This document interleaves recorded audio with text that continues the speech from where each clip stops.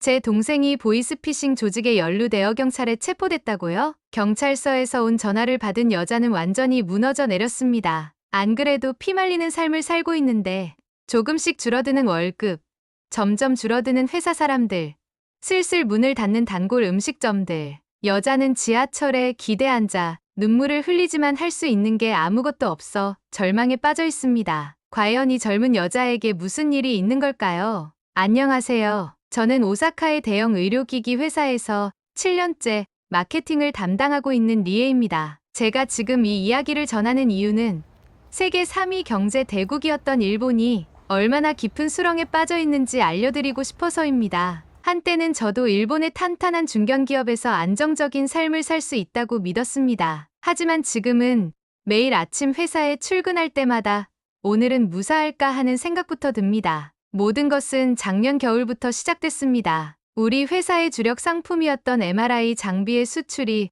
중국 제품에 밀려 절반 이상 떨어졌다는 소식이 들려왔어요. 회사는 순식간에 빨간불이 켜졌고 직원들은 하나둘 정리해고 대상자가 되기 시작했습니다. 우리 팀은 올해 초까지만 해도 8명이었습니다. 지금은 고작 2명이 남았죠. 누군가는 권고사직을 당했고 누군가는 스스로 회사를 나갔습니다. 가장 충격적이었던 건 15년 동안 한 회사를 다니던 선배가 결국 극단적인 선택을 했다는 소식이었어요. 구조조정 통보를 받고 일주일 만의 일이었습니다. 4명이서 하던 업무를 혼자 맡게 됐습니다. 아침 8시에 출근해서 밤 11시에 하는 퇴근이 일상이 됐죠. 스트레스로 위장병이 생겼지만 병가는 꿈도 못 꿨어요. 회사가 어려울 때 휴가를 쓰면 다음은 내 차례야 라는 말이 공공연히 돌았으니까요.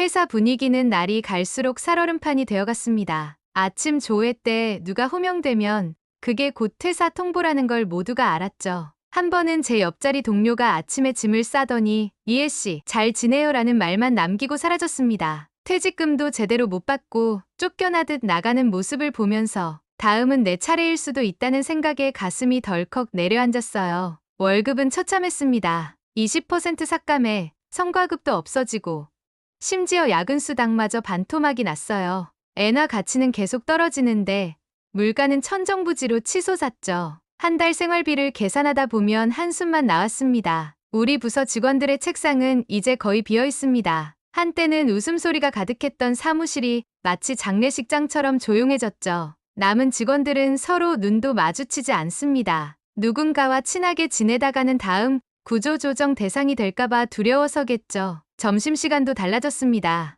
예전에는 다 같이 회사 근처 식당가로 밥을 먹으러 갔는데 이제는 편의점 도시락으로 끼니를 때우는 게 일상이 됐어요. 어떤 날은 그마저도 아까워서 컵라면으로 때우기도 합니다. 배고픔을 달래려고 사무실 화장실에서 물을 마시는 직원도 보았어요. 우메다 거리는 이상한 풍경이 연출됩니다. 중국인 관광객들은 명품 백을 한아름 안고 호텔로 돌아가는데 일본 직장인들은 편의점 할인 시간만 기다리며 반값 도시락을 찾아 헤매고 있죠. 20년 넘게 운영하던 식당들은 하나둘 문을 닫고 있습니다. 임대료도 못 내는 가게들이 늘어나면서 상가 곳곳에 임대 딱지가 붙었어요. 퇴근길 지하철에서는 지친 표정의 직장인들만 가득합니다. 모두들 스마트폰으로 부업거리를 찾아보거나 주식 차트를 들여다보고 있죠. 옆자리 회사원은 단타 매매로 월급의 2배를 번다는 유튜브 영상을 보고 있었어요. 하지만 대부분은 폭락, 손실이라는 단어만 입에 달고 삽니다. 한숨 소리가 가득한 지하철 안에서 문득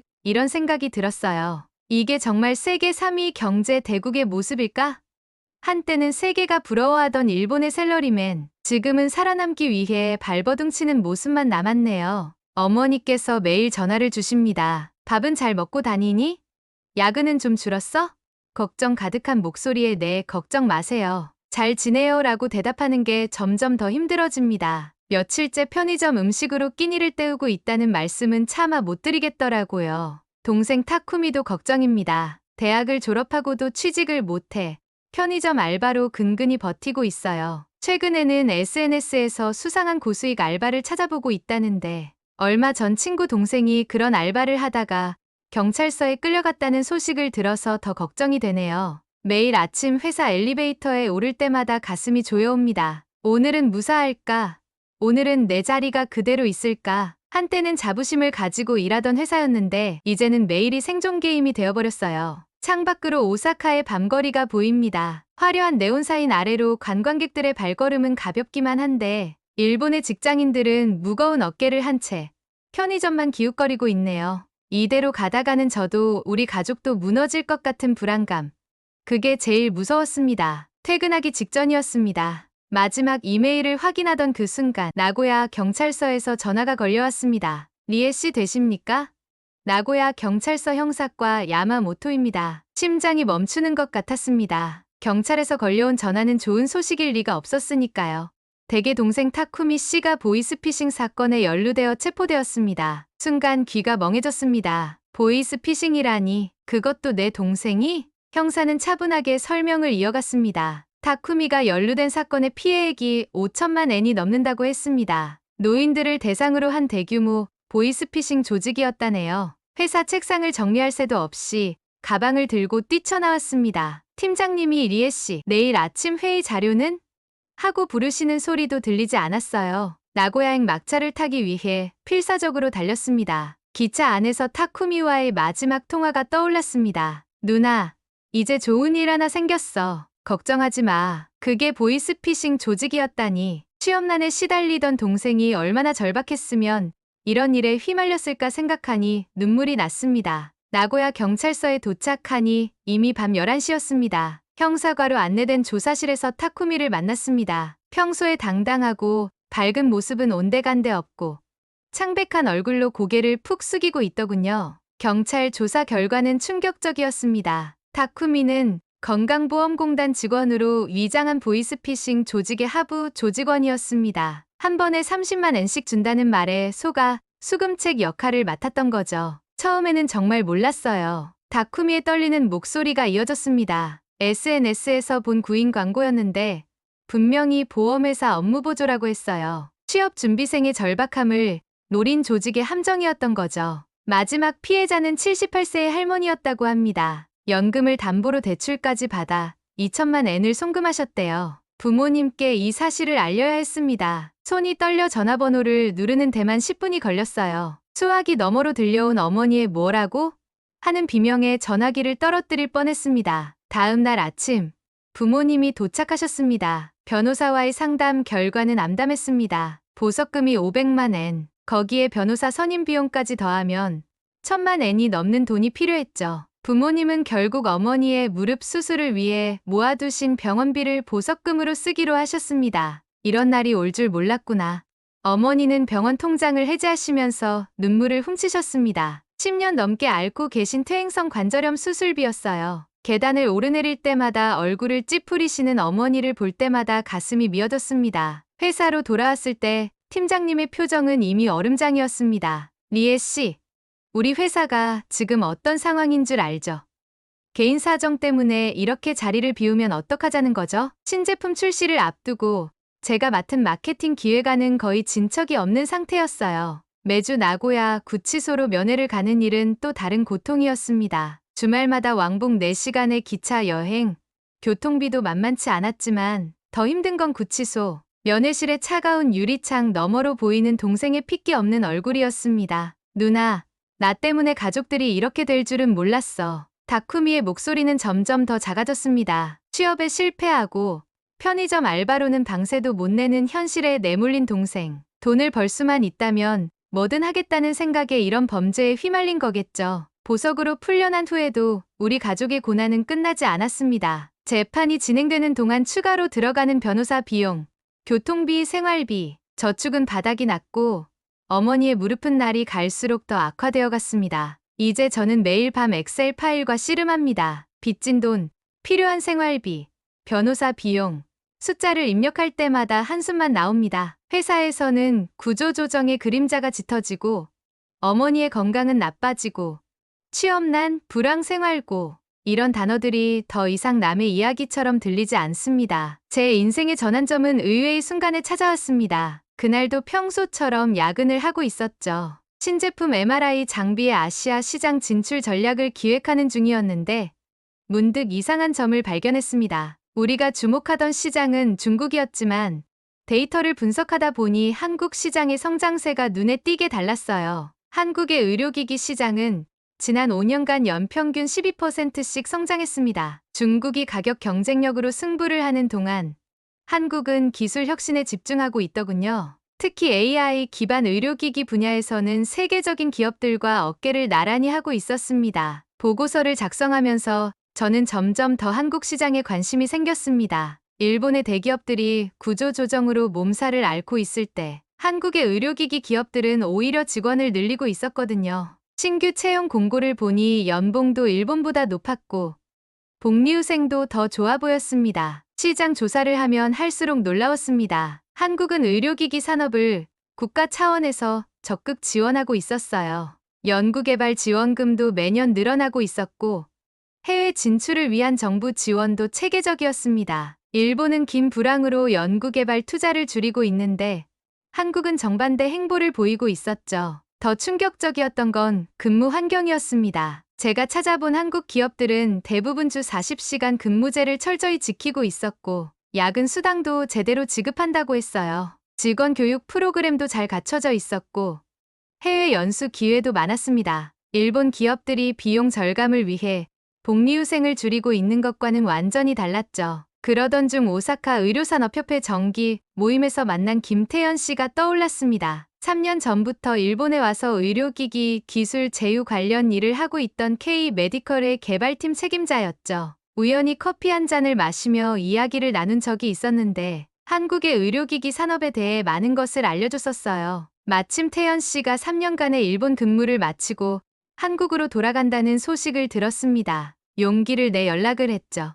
태연 씨, 혹시 시간 괜찮으시다면 잠시 이야기 좀 나눌 수 있을까요? 우메다역 근처 카페에서 만난 태연 씨는 제 고민을 진지하게 들어주었습니다. 사실 리에 씨 같은 분을 찾고 있었어요. 우리 회사가 일본 시장 진출을 준비하고 있거든요. 마침 저도 곧 한국으로 들어가는데 혹시 관심 있으시다면 같이 가시는 건 어떠세요? 커피를 마시며 나눈 대화는 충격적이었습니다. 한국에서는 직원이 아프면 당연히 병가를 쓴다고 해요. 야근 수당은 기본이고 주말 출근하면 그만큼 대체 휴가도 준다고 했습니다. 가장 놀라웠던 건 직원들이 자유롭게 의견을 내고 그게 실제 의사결정에 반영된다는 거였죠. 실은 저희 회사가 일본어 가능자를 찾고 있어요. 리에 씨 한국어도 꽤 할 줄 아니까 조금만 더 공부하면 우리 회사에서도 환영할 것 같아요. 태연 씨의 말에 가슴이 뛰기 시작했습니다. 그동안 막연하게만 생각했던 이직이 현실적인 선택지로 다가왔어요. 그날 밤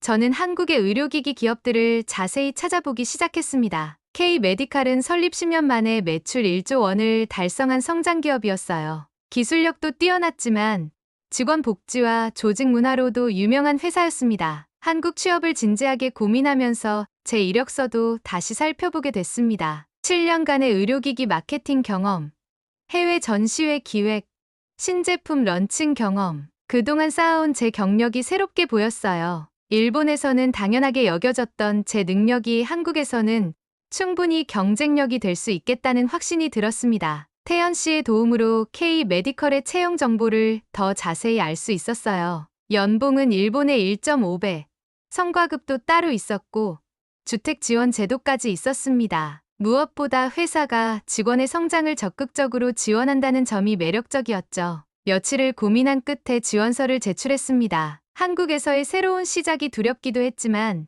이상하게도 설렘이 더 컸어요. 그동안 일본에서의 답답했던 현실을 벗어날 수 있는 기회처럼 느껴졌거든요. 첫 화상 면접을 준비하면서 저는 한국의 의료기기 시장을 더 깊이 연구했습니다. 일본과 한국의 시장 비교 분석, 향후 성장 전망, 해외 진출 전략까지 제가 할 수 있는 모든 준비를 했죠.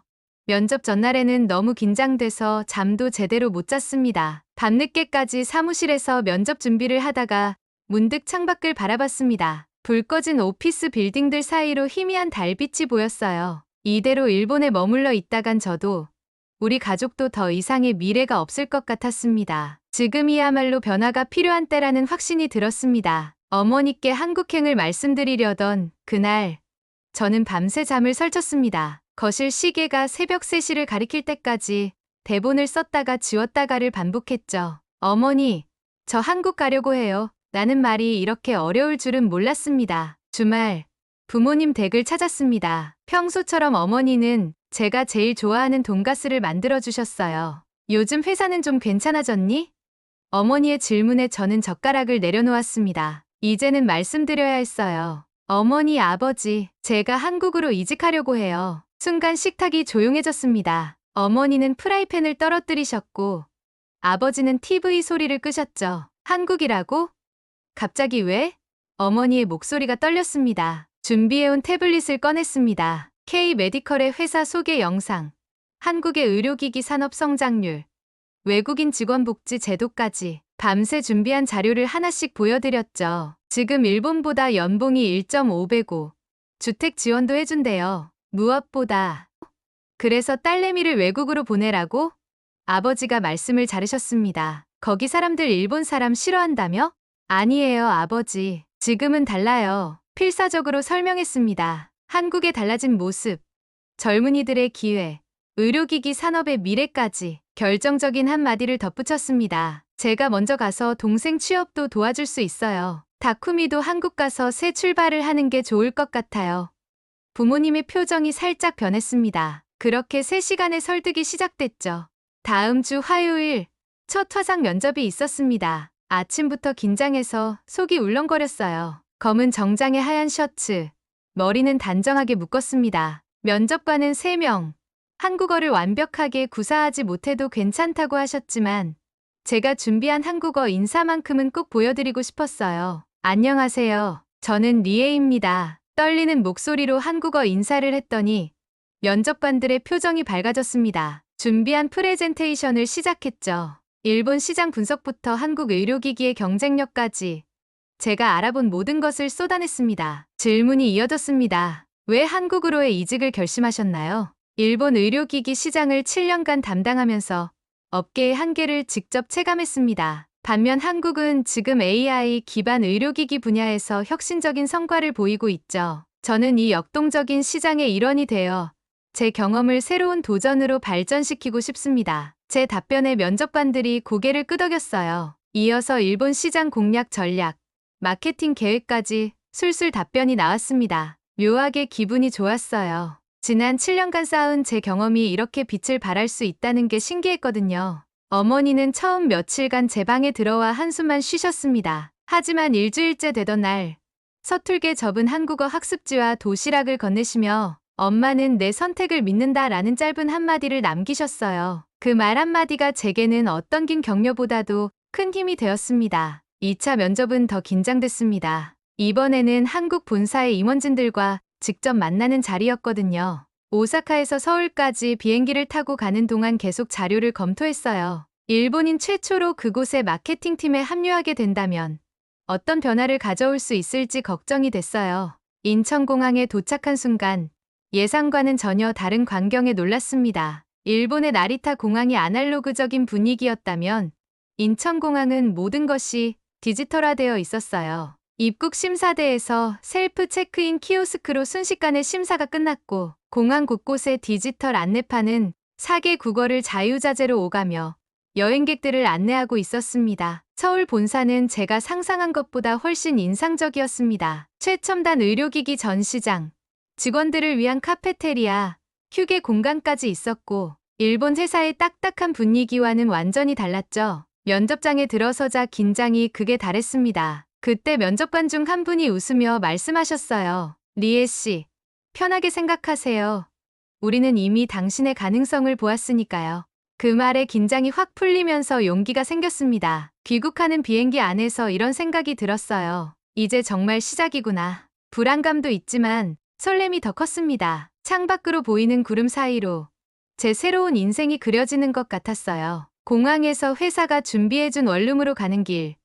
저는 계속해서 새로운 것들을 발견했습니다. 버스 정류장의 전광판은 실시간으로 버스 위치를 알려주고 택시 안에서는 카드는 물론 모바일 결제까지 가능했죠. 일본에서는 아직도 현금 위주의 결제가 일반적인데 말이에요. 출근 첫날 K-메디컬의 본사는 제가 알던 일본 기업과는 전혀 달랐습니다. 우선 업무 공간부터가 달랐어요. 답답한 칸막이 대신 탁 트인 공유 오피스 형태였고 회의실은 모두 유리벽으로 되어 있어 투명한 느낌이었습니다. 가장 놀라웠던 건 회의 문화였습니다. 일본에서는 상사가 말씀하시면 직원들은 고개를 숙이고 듣기만 했는데 여기서는 달랐어요. 신입사원도 자유롭게 의견을 내고 때로는 팀장님의 의견에 반박도 했습니다. 처음에는 이런 분위기가 낯설었지만 오히려 더 생산적인 결과가 나온다는 걸 곧 깨달았죠. 업무 시스템도 완전히 달랐습니다. 모든 보고와 결제가 전자문서로 처리되고 불필요한 회의는 최소화했어요. 일본에서는 상사의 도장을 받기 위해 몇 시간씩 기다리곤 했는데 여기서는 온라인 시스템으로도 순식간에 결제가 끝났습니다. 점심시간도 인상적이었어요. 일본에서는 도시락을 책상에서 조용히 먹는 게 일상이었는데 한국 동료들은 저를 데리고 맛집 탐방에 나섰습니다. 처음 먹어보는 한국 음식에 당황하기도 했지만 이런 자연스러운 교류 덕분에 회사에 더 빨리 적응할 수 있었죠. 제가 맡은 첫 프로젝트는 일본 시장 진출 전략을 세우는 것이었습니다. 우리 회사의 주력 상품인 초음파 진단기의 일본 현지화 작업이었죠. 7년간 일본 의료기기 시장에서 일한 경험이 빛을 발하는 순간이었습니다. 처음에는 걱정이 많았어요. 한국어 실력이 완벽하지 않고 업무 방식도 달랐으니까요. 하지만 팀원들은 완벽하지 않은 제 한국어를 끝까지 들어주었고 이해하지 못한 부분은 영어나 일본어로 보완해가며 소통했습니다. 예상치 못한 어려움도 있었어요. 한국의 업무 속도는 일본과 완전히 달랐거든요. 일본에서는 하나의 기획안을 만드는데 한 달이 걸렸다면 여기서는 일주일 안에 결과물을 내야 했습니다. 처음에는 이 속도를 따라가는 게 버거웠지만 점점 적응해갔죠. 회의 시간에 제가 일본 시장의 특성을 설명하자 팀원들은 진지하게 귀 기울여 주었습니다. 일본 의사들은 제품의 안정성을 가장 중요하게 생각합니다. 새로운 기술도 좋지만 검증된 데이터가 없으면 신뢰하지 않아요. 제 의견은 곧바로 마케팅 전략에 반영되었고 일본 시장용 제품 매뉴얼도 새롭게 구성하게 되었습니다. 한 달이 지나자 점점 자신감이 생겼습니다. 일본 거래처와의 미팅에서는 제가 앞장서서 진행했고 의료기기 전시회 준비도 제가 주도적으로 맡았죠. 실수도 많았지만 팀원들은 질책 대신 건설적인 피드백을 해주었습니다. 퇴근 후의 삶도 달라졌어요. 일본에서는 매일 야근에 시달렸지만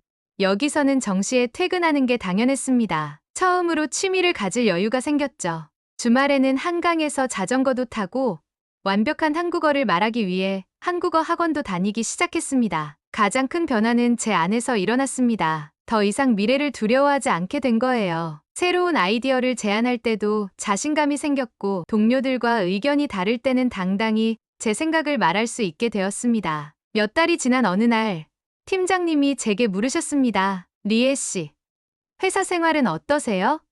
이런 질문을 받으면 일본에서는 그래, 네, 열심히 하고 있습니다 라고 대답하곤 했는데 이번엔 달랐습니다. 처음으로 제 솔직한 마음을 이야기했어요. 매일이 새로워요. 출근할 때마다 가슴이 두근거려요. 진심이었습니다. 제가 기획한 일본 시장 진출 전략이 실제 성과로 이어지고 있었거든요. 일본의 중소병원들과 잇따라 계약이 성사됐고 도쿄에서 열린 의료기기 전시회에서는 우리 회사 부스에 발 디딜 틈이 없을 정도였습니다. 다쿠미의 소식도 들려왔습니다. 한국에서 새 출발을 하고 싶다며 IT 학원에 등록했다고 해요. 프로그래밍을 배우면서 아르바이트로 편의점에서 일하고 있답니다. 작은 시작이지만 동생의 목소리에서 오랜만에 진정성이 느껴졌어요. 누나, 이번에는 진짜 열심히 살아갈게. 내 힘으로 정직하게 시작해볼게. 라고 말했죠. 회사에서는 제게 새로운 제안을 해왔습니다. 일본 지사 설립을 준비하는데 핵심 멤버로 참여해달라는 거였죠. 프로젝트 규모도 커졌고 제 연봉도 대폭 인상됐습니다. 어머니께 이 소식을 전하자 기뻐하시며 말씀하셨습니다. 지난번에 우리 동네 미용실 원장님이 그러더라. 요즘 젊은 사람들은 다들 한국으로 간대. 거기가 기회의 나라라고. 내가 그 길을 먼저 걸어가서 다행이다. 주말에는 한남동 카페에서 일본인 직장인 모임을 시작했습니다. 처음에는 서너 명이 전부였는데 이제는 20명이 넘는 사람들이 모여 한국 생활의 경험을 나누고 있어요. 우리처럼 새로운 도전을 시작하는 사람들이 이렇게나 많다는 게 신기했습니다. 지하철에서 우연히 태연 씨를 만났습니다. 리에 씨, 한국 와서 후회는 없으세요? 잠시 생각해보다가 웃으며 대답했습니다. 후회는 하나 있어요. 좀 더 일찍 오지 않은 거요. 태연 씨도 대답을 듣고 환하게 웃었죠. 얼마 전에는 부모님이 서울에 다녀가셨어요. 아버지는 강남 일대를 둘러보시더니 이런 곳이었구나 하시며 연신 감탄하셨고, 어머니는 한국 드라마에 나오는 카페들을 하나하나 방문하시며 즐거워하셨습니다. 요즘은 아침에 일어나면 제일 먼저 창밖을 봅니다. 서울의 아침은 언제나 분주하고 활기찹니다. 지하철역으로 향하는 직장인들, 조깅하는 사람들, 등교하는 학생들, 이 도시의 역동적인 에너지가 저를 설레게 만듭니다. 일본에서는 생존만을 고민했다면 이제는 성장을 꿈꿉니다. 더 큰 프로젝트를 맡고 새로운 시장을 개척하고 후배들을 이끌어주는 리더가 되고 싶어요. 제 꿈이 더는 허황된 것처럼 느껴지지 않는 건 이곳에서는 노력한 만큼 기회가 주어진다는 걸 경험했기 때문일 겁니다. 퇴근길에 마시는 아메리카노의 맛도 달라진 것 같아요. 일본에서는 눈앞의 업무를 버티기 위한 카페인이었다면